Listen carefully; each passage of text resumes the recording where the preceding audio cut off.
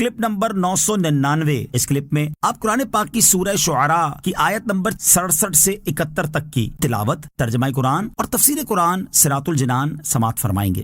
بسم اللہ الرحمن الرحیم۔ ترجمہ: اللہ کے نام سے شروع جو نہایت مہربان رحمت والا ہے۔ ان فی ذالک لآیہ وما کان اکثرهم مؤمنین۔ ترجمہ: بے شک اس میں ضرور نشانی ہے اور ان فرعونیوں میں اکثر مسلمان نہ تھے۔ ان فی ذالک لآیہ، بے شک اس میں ضرور نشانی ہے، یعنی دریا میں جو کچھ واقع ہوا اس میں اللہ تعالیٰ کی قدرت پر ضرور نشانی ہے، اور یہ حضرت موسیٰ علیہ السلام کا معجزہ ہے۔ وما کان اکثرهم مؤمنین، اور ان میں اکثر مسلمان نہ تھے، یعنی فرعونیوں میں سے اکثر مسلمان نہ تھے۔ مصر والوں میں سے صرف 3 حضرات ایمان لائے۔ نمبر 1 فرعون کی بیوی حضرت آسیہ رضی اللہ تعالی عنہا۔ نمبر 2 حزقیل، انہیں آل فرعون کا مومن کہتے ہیں اور یہ اپنا ایمان چھپائے رہتے تھے اور فرعون کے چچا زاد تھے۔ نمبر 3 مریم، یہ ایک بوڑھی خاتون تھی، انہوں نے حضرت موسیٰ علیہ السلام سے جنت کا وعدہ لے کر دریائے نیل میں حضرت یوسف علیہ السلام کی قبر انور کا محل وقوع بتایا تھا۔ حضرت موسیٰ علیہ السلام اللہ تعالیٰ کے حکم سے حضرت یوسف علیہ السلام کا تابوت شریف دریا سے نکال کر ملک شام لے گئے تھے۔ وَإِنَّ رَبَّكَ لَهُوَ الْعَزِيزُ الرَّحِيمُ۔ ترجمہ: اور بے شک تمہارا رب وہی غالب مہربان ہے۔ وَإِنَّ رَبَّكَ، اور بے شک تمہارا رب۔ حضور پرنور علیہ السلام کے دست اقدس سے معجزات ظاہر ہونے کے باوجود جب آپ کی قوم جھٹلاتی تھی تو بعض اوقات آپ کا قلب منیر غمزدہ ہو جاتا۔ اس پر اللہ تعالیٰ نے گزشتہ انبیاء کرام علیہ السلام میں سے حضرت موسیٰ علیہ السلام کا واقعہ بیان فرما کر آپ کو تسلی دی اور ارشاد فرمایا کہ اے حبیب صلی اللہ تعالیٰ علیہ وسلم، بے شک آپ کا رب عز و جل ہی غالب اور اپنے دشمنوں سے انتقام لینے والا ہے۔ اس کی ایک مثال یہ ہے کہ اللہ تعالیٰ نے فرعون اور اس کی قوم کو غرق کر کے ان سے انتقام لیا، اور اے حبیب علیہ السلام، آپ کا رب عز و جل ایمان والوں پر مہربان ہے۔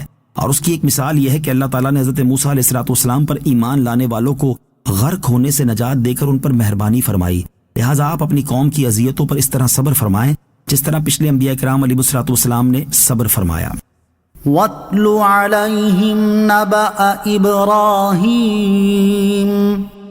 إِذْ قَالَ لِأَبِيهِ وَقَوْمِهِ مَا تَعْبُدُونَ قَالُوا نَعْبُدُ أَصْنَامًا فَنَظَلُّ لَهَا عَاكِفِينَ۔ ترجمہ: اور ان کے سامنے ابراہیم کی خبر پڑھو جب اس نے اپنے باپ اور اپنی قوم سے فرمایا تم کس کی عبادت کرتے ہو؟ انہوں نے کہا ہم بتوں کی عبادت کرتے ہیں، پھر ان کے سامنے جم کر بیٹھے رہتے ہیں۔ وَاتْلُ عَلَيْهِمْ، اور ان کے سامنے پڑھو۔ اس رکوع میں سید العالمین صلی اللہ تعالیٰ علیہ وسلم کی تسلی کے لیے حضرت ابراہیم علیہ السلام اور ان کی قوم کا واقعہ بیان فرمایا جا رہا ہے۔ چنانچہ اس آیت اور اس کے بعد والی آیت میں ارشاد فرمایا کہ اے پیارے حبیب صلی اللہ تعالیٰ علیہ وآلہ وسلم، آپ کفار مکہ کے سامنے حضرت ابراہیم علیہ السلام کا وہ واقعہ بیان کریں کہ جب انہوں نے اپنے عرفی باپ اور اپنی قوم سے فرمایا تم کس کی عبادت کرتے ہو؟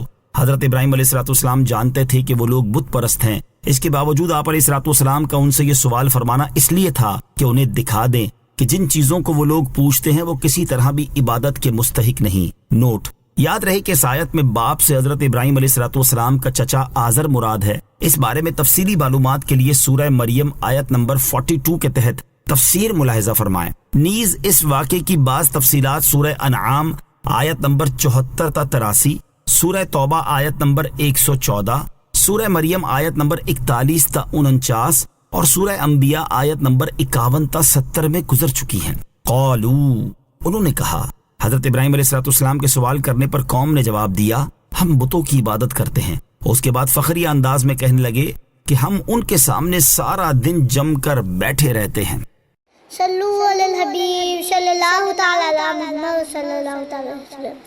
مجھے اپنی اور ساری دنیا کی لوگوں کی اصلاح کی کوشش کرنی ہے انشاءاللہ عز و جل۔